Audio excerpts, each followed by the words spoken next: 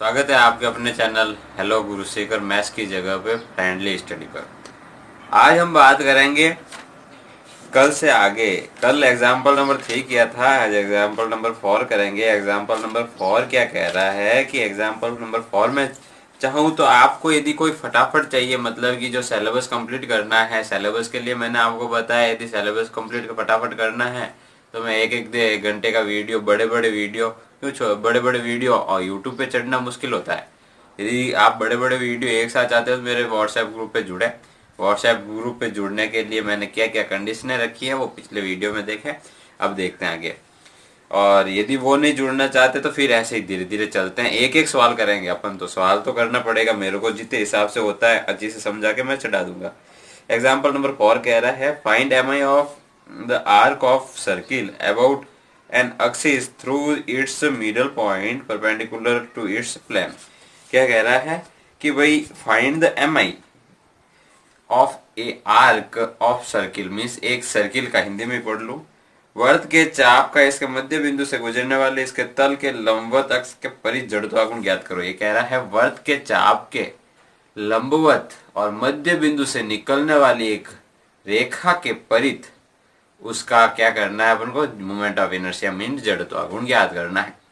तो ऐसे समझ लो कि एक आर्क है, आर्क मीन्स किसका हो सकता है, वर्त का। और वर्त क्या होता है, जो बीच में एक ऐसे सर्किल सर्किल हो, बीच में मान लो रिंग रिंग हो, बीच में तो कुछ है ही नहीं, खाली है ना। तो इसका मतलब इस रिंग का एक आर्क, कहीं से भी एक काट दो एक पार्ट और उसको कह दो एक आर्क। उसका मिडल पॉइंट से मान लो कि ये है आर्क, इसका मिडल पॉइंट से ऐसे यहाँ पे एक मिडल पॉइंट लिया और इसको चारों ओर, उसके चारों ओर घुमाया। तो जो ये घुमाया, तो घुमाने के बाद भी ये थोड़ी देर घूमता रहेगा। वो मूवमेंट ऑफ इनर्शिया क्या है, जो थोड़ी देर बाद में और घूमता रहेगा, उसी को मूवमेंट ऑफ इनर्शिया कहते हैं। हमें वो ज्ञात करना है। ज्ञात करने के लिए क्या क्या करना है देखा है। कहाँ पे है ये क्वेश्चन, क्वेश्चन किधर गया, ये क्वेश्चन कह रहा है, क्वेश्चन में जो जो दिया हुआ है वो पहले रख देते हैं, उसके बाद में एक तरफ रखते हैं इसको। एग्जाम्पल नंबर है ये 4। एग्जाम्पल नंबर 4 क्या कह रहा है, दिया क्या क्या है, एक सर्किल दिया हुआ है, ये आर्क है, आर्क ऑफ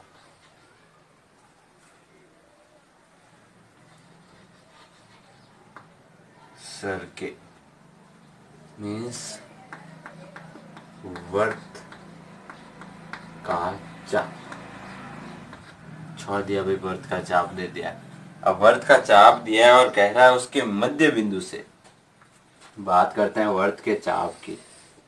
ये है, बड़ा बन गया बहुत ज्यादा, ये है वर्त का चाप और इसका मिडल पॉइंट ये है, मान लेते हैं मिडल पॉइंट ये है। तो इससे क्या है कि एक रेखा, इसका मतलब आप 3D में सोचे, मैं ऐसे बना रहा हूं।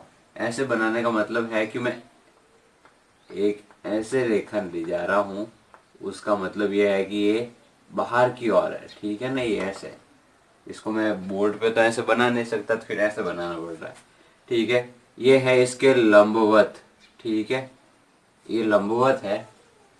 अब इस आर्क से, इस आर्क का कोई न कोई, वर्त का इसका कोई न कोई तो केंद्र बिंदु होगा। केंद्र बिंदु से इसकी जो त्रिज्या कह दी हम माननी पड़ेगी आर, और ये मिडल पॉइंट है, खुद गहरा है। तो मिडल पॉइंट है तो ये और ये कोण तो बराबर होंगे, तो मैं इसको भी थीटा कह दूं और इसको भी थीटा कह दूं, ठीक है।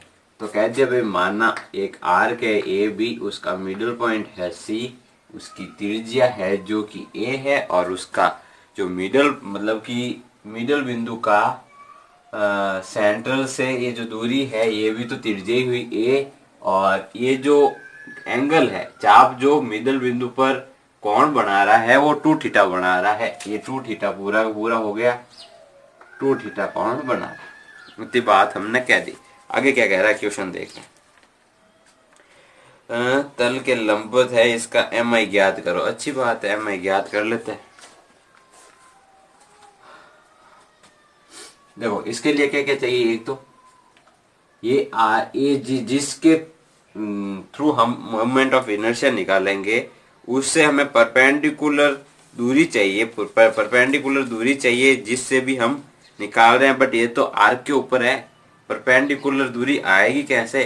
परपेंडिकुलर दूरी के लिए हम इस पे तो ये जिस जिस एक्सिस के थ्रू हम निकाल रहे हैं वो तो यहाँ हो गई, और यहाँ पे एक मानना हम कुछ मानते हैं, ठीक है, एक छोटा सा पार्टिकल मानते हैं, क्योंकि पार्टिकल मानेंगे उस पार्टिकल को फिर जोड़ते जाएंगे कहाँ से कहाँ तक, मान लेते हैं माइनस थीटा से या फिर 0 से 2 थीटा तक जोड़ते जाएंगे तो काम बन जाएगा अपना। बट इसका कैसे क्या निकालना होगा देखते हैं। ये तो है, इसका मतलब कि यहां से इस चाप की दूरी हमें ज्ञात करनी पड़े। चाप की दूरी क्या होती है? L अपॉन R बराबर होता है थीटा, मीन्स चाप अपॉन त्रिज्या बराबर होता है कोण। इसका मतलब कि चाप की जो दूरी आएगी वो क्या आएगी? कोण। चाप की जो लंबाई आएगी वो कोण इंटू त्रिज्या नहीं हो जाएगी क्या? चाप इंटू त्रिज्या हो गई, तो इसका मतलब कि ये चाप इंटू त्रिज्या है। देखो तो कोण अपने पास कितना है, ठीक है, ये जो पूरा का पूरा इसके बीच में कोण है, इस पूरे के पूरे बीच में कोण, इसका मतलब कि L हमें क्या हो जाएगा? 2 थीटा और R, ठीक है, 2 थीटा R हो गया। चलो 2 थीटा R भी हो गया। अब कहाँ गए? आगे क्या कह रहा है? गुजरती लंबवत अक्ष के परिजड़ तो अगुण ज्ञात करना। 2 थीटा R हो गया L।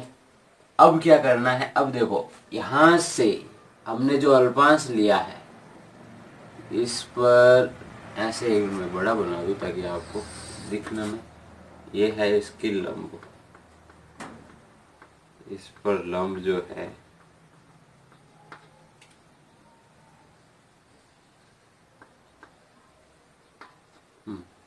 ये है जो लंब, ठीक है।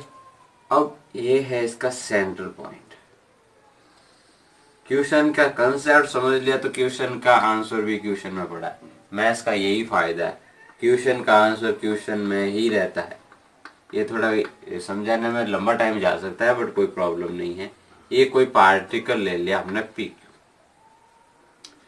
क्यू ले लिया, तो इसका मतलब कि हमें क्यों ले रहा है ये पार्टिकल भी, हम ये पार्टिकल इसलिए ले रहे हैं, देखो हमें क्या ज्ञात करना है? एम आई क्या होता है? द्रव्यमान इंटू इससे किसकी लंबवत दूरी। ये तो खुद एक्सिस पे इस रिंग के ऊपर, रिंग के एक आर्क पर ही है, तो इसके किससे लंबवत दूरी ले। तो हमने एक पार्टिकल माना भाई और इससे कहा कि भाई ये दूरी हमें चाहिए, ठीक है, नहीं ये लंबवत दूरी चाहिए। अच्छा लंबवत दूरी चाहिए तो ले लेते हैं।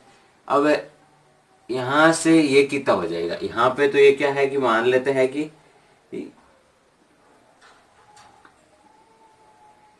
कोई अल्फा कोण है, ठीक है, और ये है डेल अल्फा।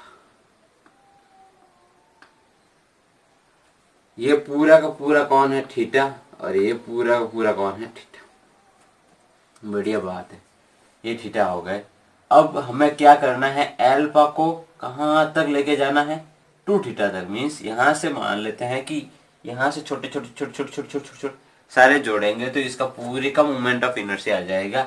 इसके थ्रू तो इसका निकाल देंगे, ऐसे कैसे? इसके थ्रू भी इसका इसका इसका सबका जोड़ते जोड़ते निकालेंगे तो पूरे का मोमेंट ऑफ इनर्शिया आ जाएगा। तो लंबवत दूरी क्या आ जाएगी? लंबवत दूरी का स्क्वायर, मीन्स इसका मान लेते हैं Q और O है, ये O ने C दिया हुआ तो C A B O इसको कह दो क्या क्या नाम दिया और, ठीक है। तो अब यहां से मीन्स कहां से? P और Q और C का हम स्क्वायर ले लेंगे, ये होगा MI। पूरे का पूरा MI कैसे निकालते हैं? ये हो गया।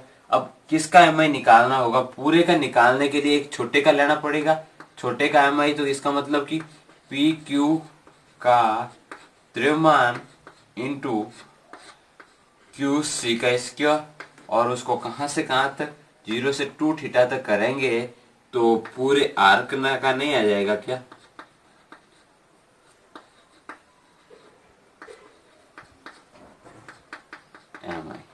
ऐसे ये छोटे से कंसेप्ट में मैं पूरा समझा दिया, बट इसको हम रखेंगे कैसे, ये कैसे क्यूसी कैसे निकालेंगे, ये द्रव्यमान कैसे निकालेंगे, इसके लिए क्या करते हैं देखो, हमें पहले लिखना होगा माना आर्क चाप ए बी जिसका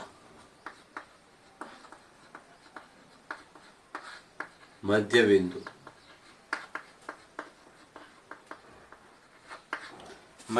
क्या होगा,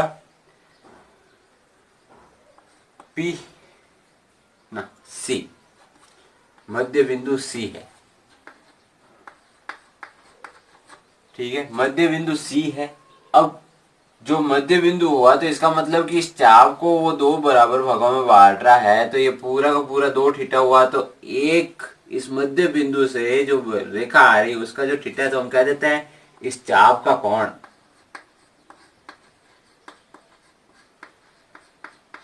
जो आप कर रहे हो उसी को अपने लैंग्वेज में लिख दो, वही फायदा है, ठीक है ना, कोई टेंशन लेने की बात नहीं। दूसरा क्या लिखना है यहाँ पे, मान लिया इस चाप का कोण थीटा है, बस इतना से ले लिया। और हमें किसके थ्रू, इसको डी कह दो, सी डी अक्ष के परित जड़त्व गुण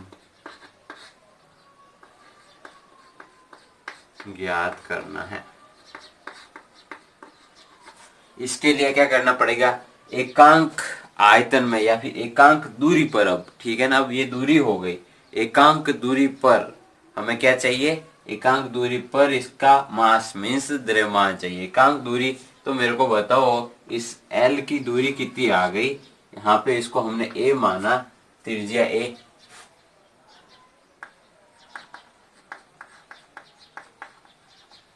त्रिज्या ए, तो त्रिज्या ए है तो ये आ गया, ठीक है।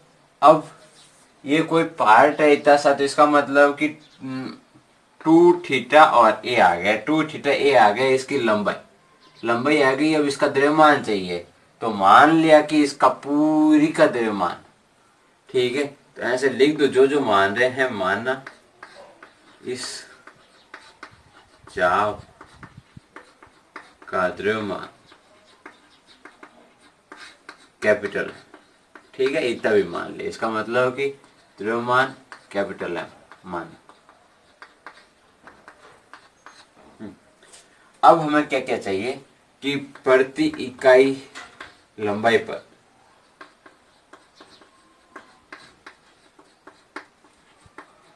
द्रव्यमान मीन्स मास पर लेंथ, ठीक है, मास पर लेंथ, मास पर वॉल्यूम तो जो 3D में होता है उसको तो मास पर लेंथ, जो एक लेंथ पे कितना आ रहा है, तो क्या आ जाएगा, इसको कहते हैं, ये इसके बराबर लिखते हैं क्या, ये पूरा का पूरा द्रव्यमान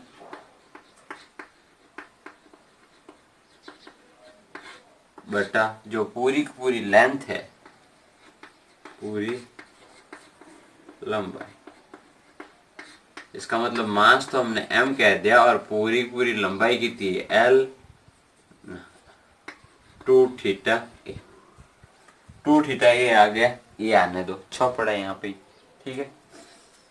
अब ये तो आ गया रॉ मीन्स इकाई द्रव्यमान आ गया। इकाई द्रव्यमान को हमें पार्टिकल के द्रव्यमान, अब पार्टिकल का कैसे निकालेंगे, देखो ये है ए, ये चाप है, इतना सही चाप है, इसका मतलब कि चाप की त्रिज्या तो क्या है ए, और थीटा से गुणा होगा तो मैं डेल एल्फा कह रहा हूं ना, इसका मतलब कि छोटा सा कौन है, छोटा सा क्या चाहिए हमें, इस पार्टिकल का द्रव्यमान चाहिए। इस पार्टिकल का द्रव्यमान पी क्यू का द्रव्यमान क्या होगा, पी क्यू का द्रव्यमान,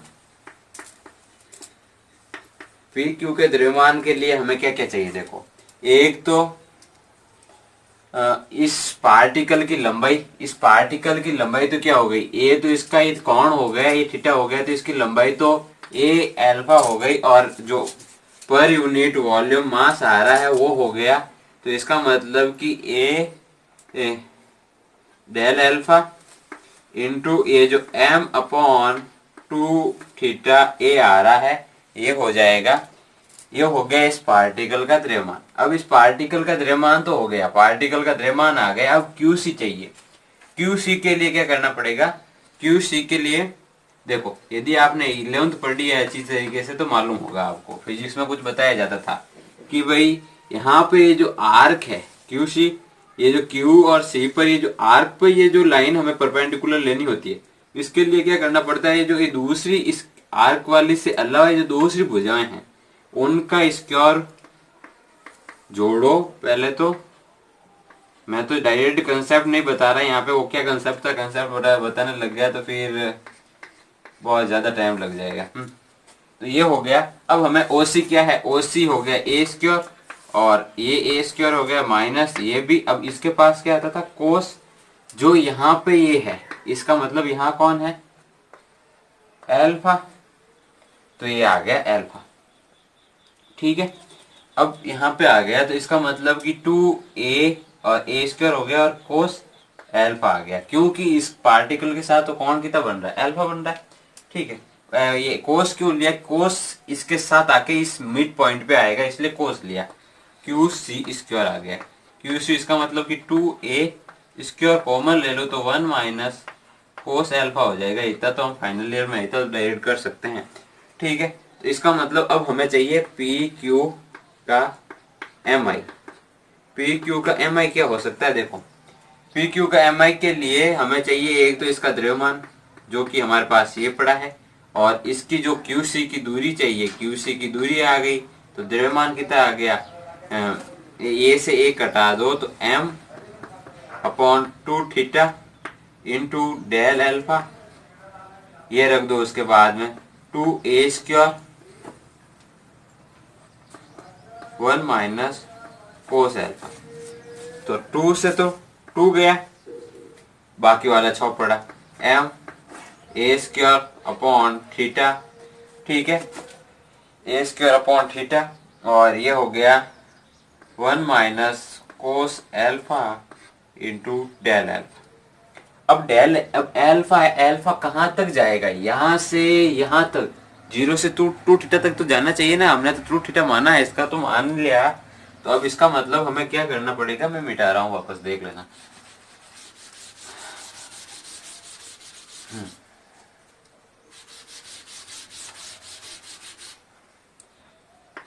PQ का MI तो आ गया।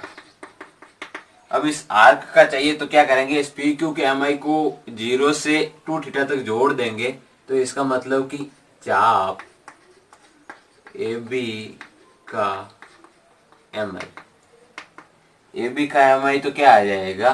इंटीग्रेशन ऑफ 0 से 2 थीटा, और जो इसका PQ का जो है PQ का MI, PQ का MI कहीं है, ये देख लो, m a square upon theta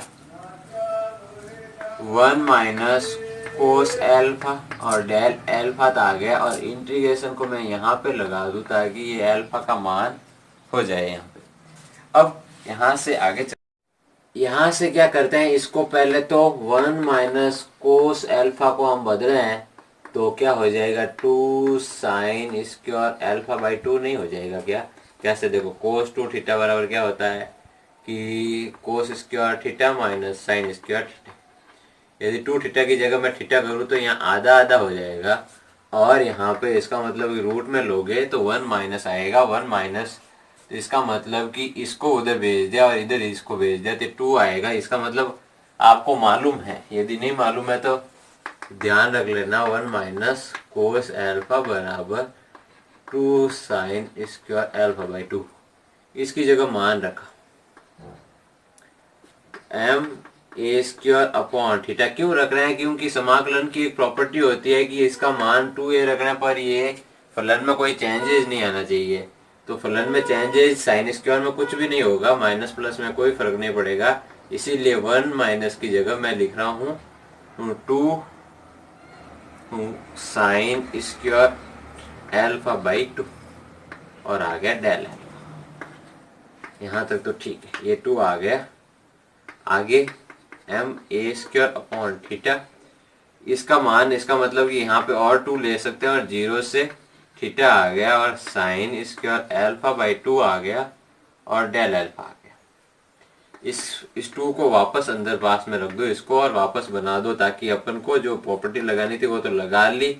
अब साइन स्क्वायर का तो हम फिर वो लगाना पड़ेगा गामा सूत्र ना लगा के इसको हम डायरेक्ट सीधा सिंपल कर देते हैं। इसके लिए 1 माइनस कोस अल्फा वापस लाए और डेल अल्फा कर दिया। तो यहाँ पे तो ये थीटा है 2m स्क्वायर अपॉन थीटा, इसका इंटीग्रेशन किया तो थीटा अल्फा लिख दो, रेड कर रहा हूँ अल्फा, और ये आ गया साइन अल्फा 0 से थीटा। तो आंसर आ गया 2a स्क्वायर थीटा और थीटा माइनस साइन थीटा। जो हमें थीटा में आंसर चाहिए था वो आ गया। ठीक है, बस हो गया। ये आ गया क्या, चाप का MI ऑन CD। धन्यवाद।